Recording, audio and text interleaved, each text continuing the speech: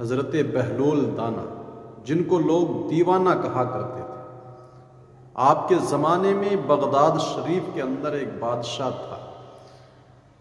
وہ چاہتا تھا کہ کبھی حضرت بہلول سے ملاقات ہو، وہ میرے پاس آیا جایا کرے، لیکن حضرت بہلول دانا کبھی بادشاہ سے ملنے کے لیے تشریف نہ لے گئے۔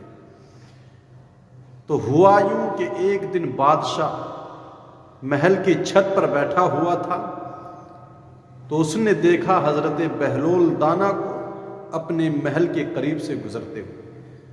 تو اس نے اپنے وزیروں، حواریوں، جواریوں، خادموں سے کہا کہ کمند ڈال کر حضرت بہلول کو مکان کی چھت پر کھینچو۔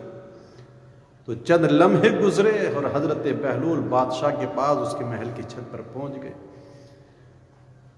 اب جب آپ بادشاہ کے قریب پہنچے تو بادشاہ کہنے لگا، ایک بات بتائیں کہ آپ کو یہ مقام کیسے ملا، آپ اللہ تک کیسے پہنچے؟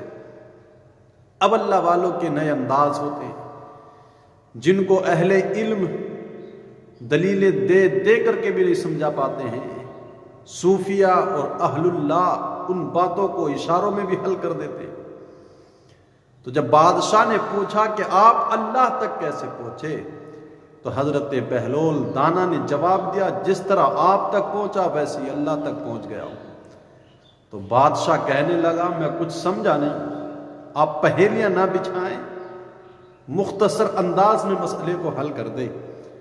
تو حضرت بہلول نے کہا بادشاہ سے، اگر میں آپ سے ملنا چاہتا تو پہلے نہا دھو کر، فاخرہ لباس پہن کر، مکمل تیاریاں کر کے آپ کے دروازے پر آتا، آپ کے دربان سے ملتا، اپنی درخواست، اپنی چٹھی اس کے حوالے کرتا، وہ آپ کے قریب آتا، اور پھر میں انتظار میں کھڑا رہتا۔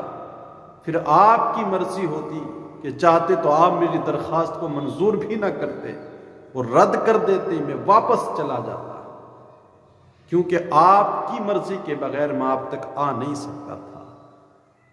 تو کہا لیکن جب آپ نے چاہا تو لمحوں میں آپ کے قریب آ گیا۔